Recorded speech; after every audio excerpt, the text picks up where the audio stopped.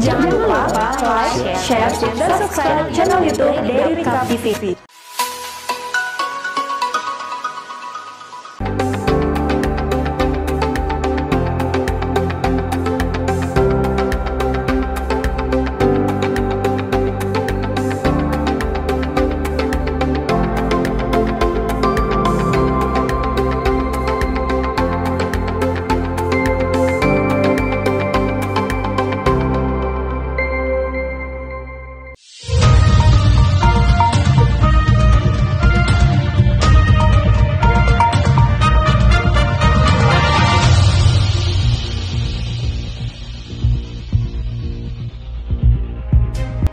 Jua-jua, horas, menjua-jua.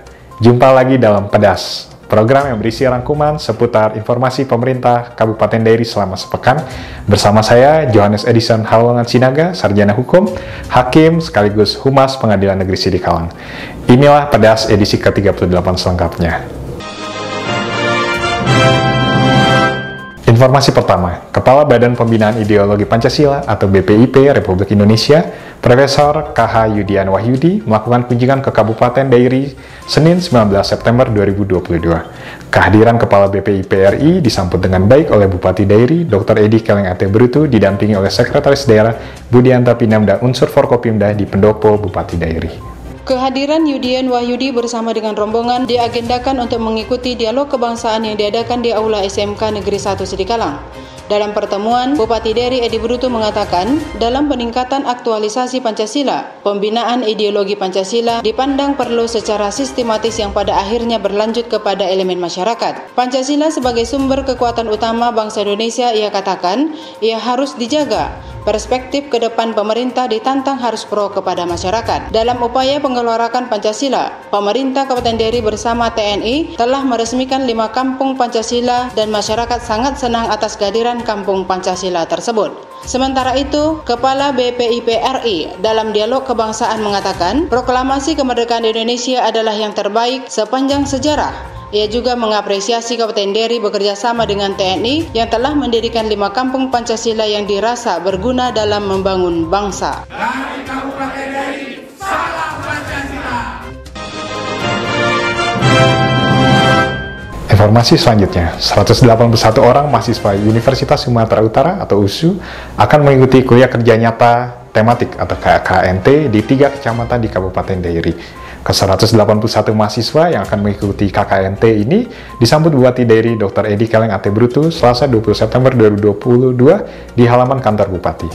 Nantinya, ke-181 mahasiswa yang berasal dari 3 fakultas, yakni Fakultas Hukum, Fakultas Pertanian, dan Fakultas Ilmu Budaya ini akan mengadakan KKNT di Kecamatan Simpang Nempuh Hulu, Kecamatan Simpang Nempuh, dan Kecamatan Silima Punggah-Punggah selama 2 bulan ke depan. Dalam pesannya saat pemberangkatan, Bupati menyampaikan rasa syukur program seperti ini sudah bisa dilakukan pasca pandemik serta menyampaikan selamat datang di bumi Sulang Selima. Ia berharap mahasiswa bisa berbaur bersama masyarakat, didampingi pemerintah kecamatan dan pemerintah desa, sehingga melahirkan inspirasi yang bisa dibawa ke kota, dan sebaliknya, masyarakat akan mendapat saudara baru, juga informasi yang lebih banyak. Sebelumnya, Ketua KKNT USU Ismayadi Escape menyampaikan terima kasih yang sebesar-besarnya kepada pemerintah Kabupaten Dairi atas sambutan hangat yang diberikan kepada seluruh rombongan. Ia juga menyampaikan bahwa dalam kegiatan KKNT nanti, ke-181 mahasiswa ini akan didampingi oleh 9 dosen pembimbing. Ia menyampaikan KKNT ini bersifat reguler, di mana selama 2 bulan ke depan para mahasiswa akan berada di masyarakat yang nantinya mereka akan melakukan kegiatan sesuai dengan proposal yang sudah disiapkan pada saat survei di awal.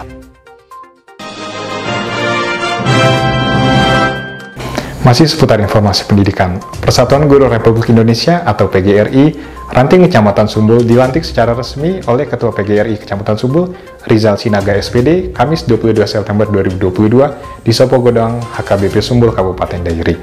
Pelantikan PGRI Ranting Sumbul ini turut dihadiri Bupati Dairi Dr. Edi Keleng Ate Brutu dan Kepala Dinas Pendidikan Fatimah Buang Manalu, Camat Sumbul Tetap Lingga, Ketua PGRI Kabupaten Dairi, Jolenta Haluho SPD, Pengurus PGRI Kabupaten Dairi, serta para guru. Bupati Dery dalam sambutannya mengatakan, sebagai organisasi profesi bersama, anggota PGRI harus senantiasa solid dan berdaya guna. Secara khusus kepada kepala sekolah, Bupati berpesan bahwa menjadi kepala sekolah haruslah memiliki rekam jejak yang baik, tergabung dalam keanggotaan PGRI, dan yang paling penting adalah merupakan guru penggerak. Di akhir sambutan, Bupati menyampaikan bahwa saat ini Indonesia berada di masa peralihan menuju industri era 4.0 yang memaksa kita untuk ikut melakukan perubahan. Menteri Pendidikan Nadiem Makarim merespon dengan sangat cepat, memberi arah yang tegas dan jelas kepada insan pendidikan untuk merespon perubahan dimaksud.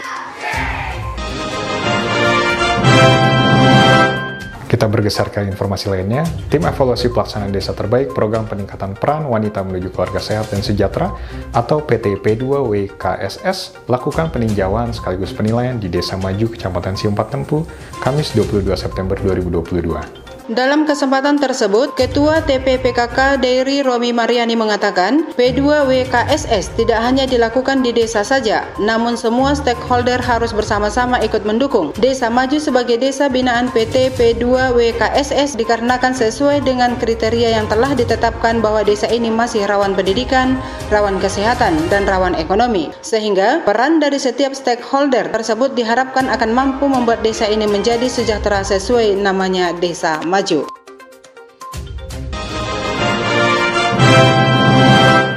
Pemerintah Kabupaten Dery melalui Dinas Perindustrian, Perdagangan Koperasi dan UMKM menggelar pelatihan pengelolaan bisnis dan manajemen wira usaha tenun kepada para petenun yang ada di Kecamatan Silahi Sabungan yang berlangsung mulai dari tanggal 19 sampai dengan 24 September 2022 di Aula Hotel Martabe Silalahi. Kegiatan pelatihan pengelolaan tersebut mendapat kunjungan dari Ketua Dekranasda Kabupaten Dery, Nyonya Romi Mariani Edi Brutu, Jumat 23 September 2022 untuk bertemu dengan 32 orang para petenun sekaligus memberikan semangat dan motivasi.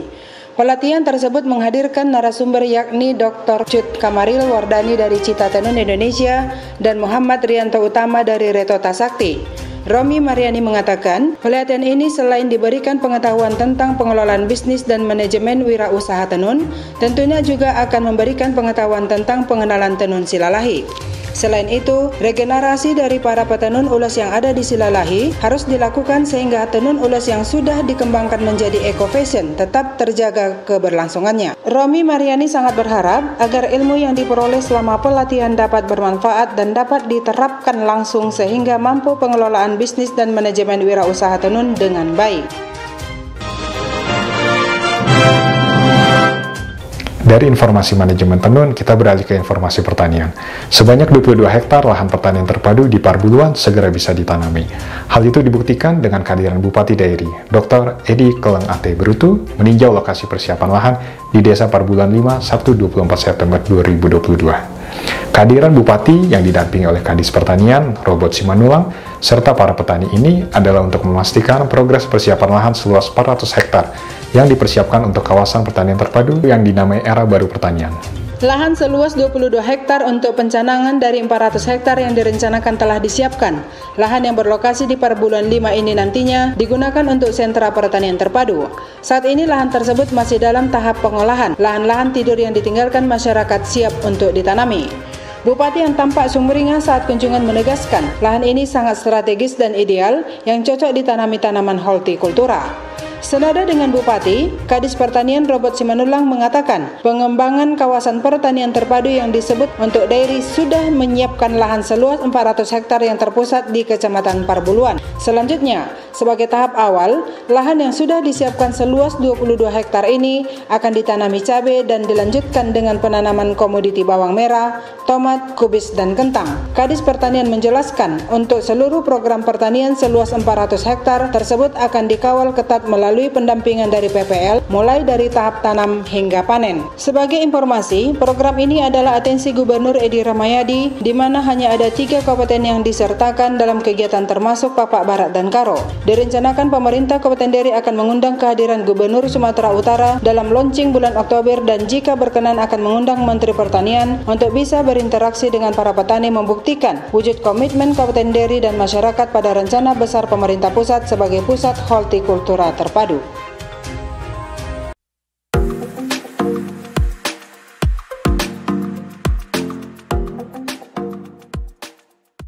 Saya Monita Honesti Borusitorus SHMH selaku Ketua Pengadilan Negeri Sidikalang. Inilah informasi seputar profil, program, dan capaian Pengadilan Negeri Sidikalang. Selamat menyaksikan.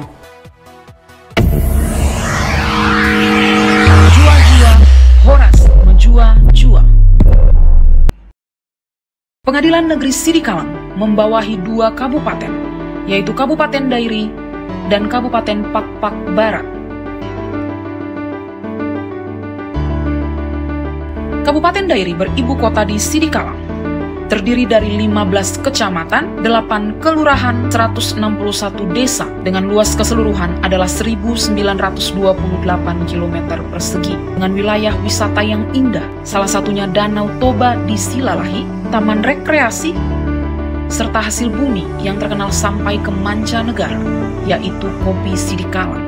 Selain itu, wilayah ini juga kaya akan keberagaman penduduk, budaya, dan agama.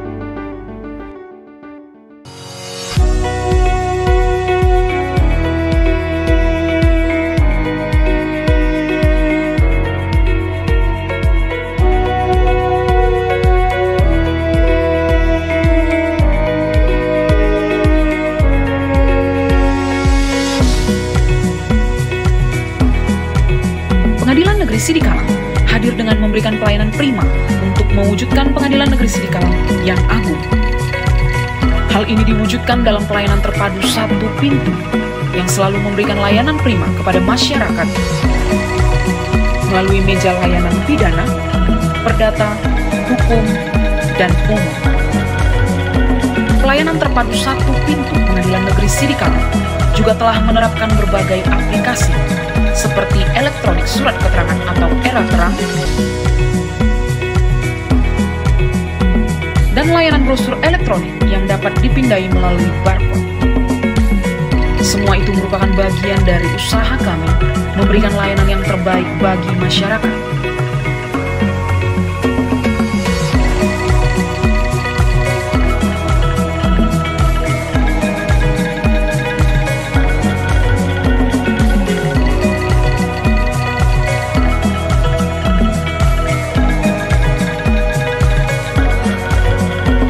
Pengadilan Negeri Sidikalang juga telah memiliki pojok e-court yang memberikan kemudahan dalam berperkara secara perdata, terutama dari segi biaya yang jauh lebih murah dengan persentase 62% lebih murah untuk perkara gugatan dan 77,8% untuk permohonan dibandingkan pendaftaran yang dilakukan secara manual. Pengadilan Negeri Sidikalang dipimpin oleh Ibu Ketua Monita Honesti Borusitorus SHMH, Wakil Ketua Ibu Eva Rina Sihombing SHMH, Bapak Aristo Prima SHMH sebagai panitera dan Bapak Dani Irawan Mandung Eskom sebagai sekretaris, serta didukung oleh hakim-hakim,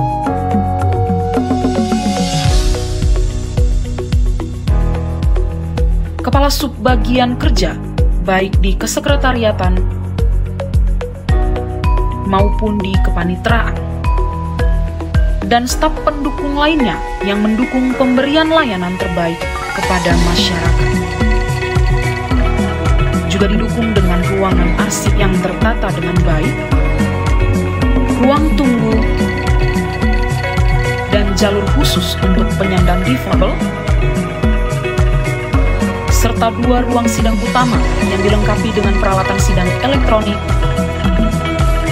dan 1 ruang sidang anak yang juga dilengkapi dengan peralatan sidang elektronik, media center, ruang perpustakaan, toilet difabel, ruang tunggu pengunjung sidang yang nyaman. Untuk mendukung dalam perbaikan kinerja, Pengadilan Negeri Sidikalang juga telah menerapkan survei elektronik dengan nilai indeks persepsi korupsi sejumlah 3,95 dan indeks kepuasan masyarakat sejumlah 3,92.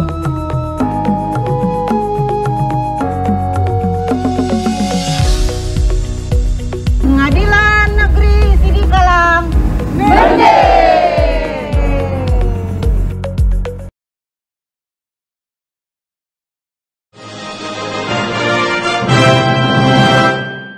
Informasi kunjungan persiapan lahan pertanian terpadu di Parpuluhan 5 tadi menjadi penutup perjumpaan kita dalam Pedas edisi ke-38 kali ini. Mari tetap patuhi protokol kesehatan dengan menerapkan 5M. Saya Johannes Edison Haulongan Sinaga, Sarjana Hukum, dan kru yang bertugas undur pamit. Sampai jumpa di Pedas edisi berikutnya. Jangan lupa like, share, dan subscribe channel YouTube Daily Recap TV.